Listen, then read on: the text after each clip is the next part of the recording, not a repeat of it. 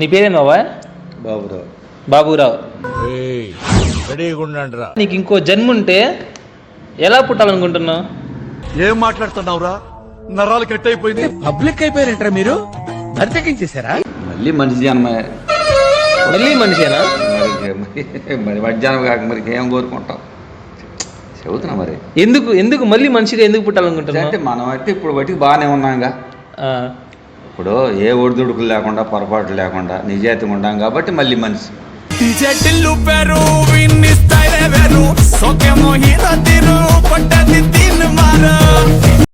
Okay, మళ్ళీ మనిషిగానే పుట్టాలనుకుంటున్నాను. ఏ పక్షి గానో జంతువు గానో అలా ఏం వద్దు, పుట్టాలనుకుంటున్నాను. మంచి చేయాలి. 10 మందిలో మంచి అనిపించుకోవాలి.